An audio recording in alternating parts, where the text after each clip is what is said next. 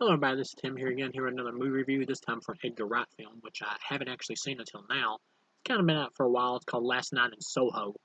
Now, this film, it got kind of mixed to positive critic reviews, but it got very mixed like audience reviews. If you go on IMDb and look at most of the audience for like reviews and stuff, a lot of people say this movie sucks, and a bunch of other people say that it's good. They mostly like it for the style.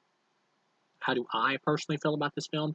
I always make up my own opinions about movies. I never bullshit around the bush. I always give my 100% authentic opinions that are my own when it comes to a film.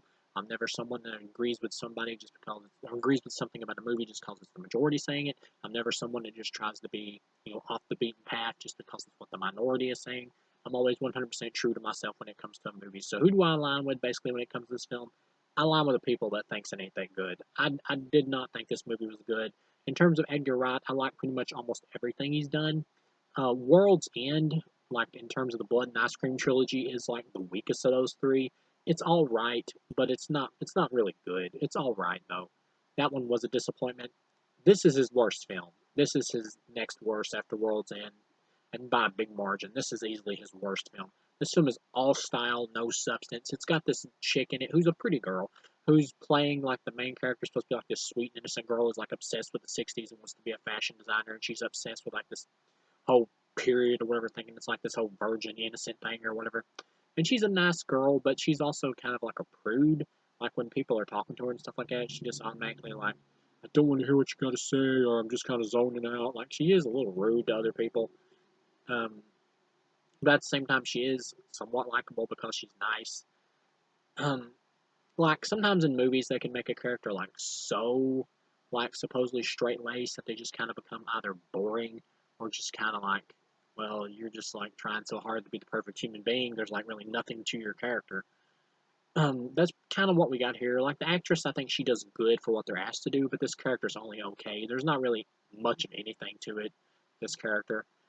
And in terms of the movie, she keeps having like these dreams or whatever, where she's like having flashbacks from the past, like Anna Taylor Joy's character, who's this singer or whatever, who wanted to become famous in the '60s, who was like, I believe it was the '60s, maybe the '50s, whatever, who wanted to become like super famous or whatever. And Matt Smith is in it as like this guy who hooks up with her, and turns out he's abusive, and he starts like pimping her out to all these like other people who own like I guess nightclubs stuff like that, people who work in the music industry, so she can get jobs and stuff like that in music and all that, and singing and stuff, and further her career by selling her body. This movie felt like it was really trying to be like a movie for the Me Too generation, like a. I've heard some people call this a horror movie. He really isn't. There's maybe a couple horror scenes, but overall, this is more of a thriller. This movie kind of really reminded me of something like Crimson Peak by who did that? Was that Guillermo del Toro or was that Peter Jackson? I think it was Guillermo del Toro. But either way, that movie sucked too. This movie kind of reminded me of that. Not in the sense that they're both going for like some kind of Me Too movement thing, but style wise, it kind of had a little bit of that. But this is much more of like a taking from like Italian like giallo films, especially like Dario Argento in terms of lighting. And I heard some people on IMDb who like read that they they like the movie. No, it's called that like huge Argento influence. Like not really. Only every now and then, mostly in the lighting. And by the end, there is some like scenes where Edgar Wright does try to like pretty much completely like redo scenes that you would see in a giallo. But this movie is not a giallo film. It lacks like the blood and stuff of that, and the focus on the suspense. This movie is just mainly suspense, and that's pretty much it. We do get one or two horror scenes every now and then that are maybe kind of work, like these ghosts in the library or whatever. It's kind of a little bit of intensity to it. And when the girl like almost stabs like this other chick in the face or whatever, it's kind of a little bit of a tense moment, which that never comes back. Because the girl who she almost stabs is like the bitch girl who's been mistreating her since she's came to town to try to be a fashion designer. And you would think after that she would pretty much, sue her or have her arrested for assault, and that would ruin her whole career anyway, regardless of what happens in the movie. But that never comes back up. You got this black guy in the movie who's like got a crush on the girl or whatever, I guess because he's attracted to her innocence and stuff, and of course he probably thinks she's hot, which they actually have a good romance. I'll say that the black dude in the movie who plays like the love interest character, he does a good job. He's honestly probably my favorite like actor, charisma character wise in the whole movie. Not counting Anna Taylor Joy, she's a legit good actor, and her acting in this film is the best in the movie, and her character is the most interesting. The biggest problems with this film is just it's kind of boring and it's overlong and it just gets repetitive. That's pretty much the problem with it.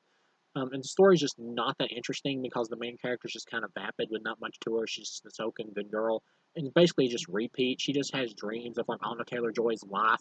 Wakes up, sees something like scary in it, but it's not really scary. It's like she keeps having visions over and over through the whole movie of just like these ghosts of the dead men or whatever who we find out Anna Taylor-Joy actually killed or whatever because she had to have sex with them to further her career, so she murdered him for that in revenge or whatever because she was being pimped out by Matt Smith, and she just took that vengeance out on all of them. Later on in the movie, they say like these guys deserve to die. I'm like, I don't really know about that. Matt Smith's character maybe because he was trying to like stab the Anna Taylor Joy character to death later on in the movie when we see it, and she had to actually kill him in self defense. But then she kills all the other people who she was like told to have sex with to further her career. Like I'm not really sure those guys need to die. Maybe they need to go to jail for being pricks, but they don't really need to die for that. I mean, death is like should only be reserved for like the real hardcore stuff. If they were like burning her with lit cigarettes or something like that when they were sleeping with her while after she was being pimped out and stuff, that could be understandable. But actually die, I mean, I don't know about that. But anyway, and I get the whole thing of wanting to make like a female empowerment movie and all that. There's been really good like female empowerment movies and things like that. But just because a movie has a female empowerment theme, or not so much a female empowerment theme, but like a women's, theme to it or female themes to it, that doesn't make it just like an automatically a good movie. This is done really poorly as a film and as a thriller. Like I was saying, most of the movie is just like the flashes of like the ghosts of the men or whatever who Anna Taylor Joy killed. And they're like done in really terrible CGI with like this gray face and just keep popping up over and over and over. And because the movie's over long, eventually you're just like falling asleep here, falling asleep. and Matt Smith like constantly pops up for jump scares and it just gets really repetitive and lame. Matt Smith's acting is good in the film, character wise, and just him popping up and all that. It's not very interesting at all. You get to the end of the film, you find out like the big twist is that the woman who's like renting her apartment is actually the Anna Taylor Joy character like growed up and she gets ready to kill the chick because she knows that she murdered a bunch of people or whatever, or at least she thinks she knows. And she gets ready to kill her and the black guy shows up, she stabs him. And she decides to like let the main girl go because like the girl's like, I understood why you did it, all those men deserved it. And I'm like, those men were pricks, but even though she was abused into doing what she was doing and pressured into it, those guys who were like the perverts or whatever who just wanted a piece of ass, they don't really know anything about her backstory. They just slept with her just because it was offered. I mean, do they really need to die because of that? They're sleazy, but do they need to be actually executed? I don't know about that. But anyway, Matt Smith's character definitely needed to go though because he was a huge abusive prick and responsible for everything. But yeah, so she decides to like let the girl go, and she takes off with the black dude. They're safe, and then she just stays in there and burns to death. You get some cool visuals where the old woman version of Anna Taylor Joy's character is like walking up the stairs, getting ready to stab the other chick, and you get like flashes back to her younger self or whatever at the same time, and this is kind of like mood lighting, which is taken directly from Dario Argento Italian giallo films, um, which is pretty cool visual wise. But yeah, overall, this is a thriller, and it's kind of a boring one. At the end, when everything's said and done, um, the girl like goes back to like becoming a popular fashion designer now, but she never got like sued or put in jail or anything like that for assault for almost like stabbing the other chick in the face. That's not really believable. That girl just kind of disappears. The bully girl does. She never gets a comeuppance in the movie, and she never gets any resolution. Terrence Stamp is in here just as like a red herring because you think that he might be Matt Smith's character, like older. But of course, we find out later that Matt Smith's character died. So Terrence Stamp's character is just like a CIA agent or FBI agent or something that was like trying to help like the Anna Taylor Joy character or whatever back in the day. And he just kind of like gets randomly hit by a taxi. It's completely pointless death. Another thing, like the supernatural in this is never really explained. Like the chick who's like who keeps having dreams, the main girl in the movie who keeps having the supernatural dreams of the past. Like, I never really explain why. Is it just because she's psychic? Is it just because she's in Anna Taylor Joy's like old room where she killed Matt Smith? I mean, it's kind of weird that she's randomly the one to get these visions. It doesn't really make perfect sense. And the story just feels very anemic. Is the problem with it? It's very thin, paper thin. There's just not a lot going on here. Um, Yeah, by the time you get to the end, you get like a one. Like I said, this movie has some neat visuals. When you get to the main last scene, she like looks over and sees Anna Taylor Joy's like character's ghost in a mirror, and she like walks up to her and like touches the mirror or whatever. So pretty much this chick has The Shining. Overall, this movie's just kind of lame. I'd give it a half a star out of 4. It's just there's nothing much here.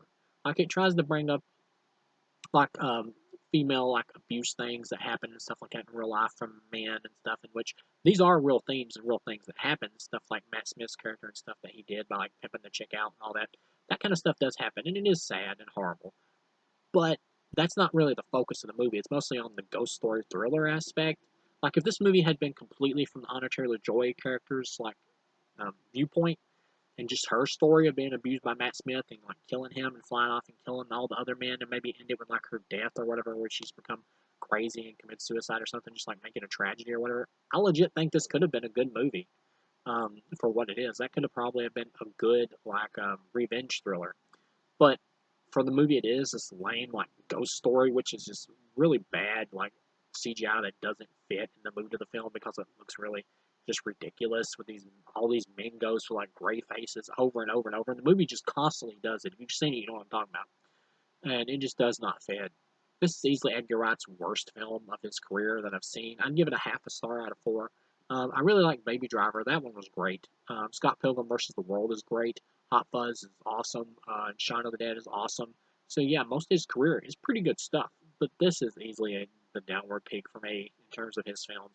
He could do better than this. So thank you guys for watching, and I'll see you again.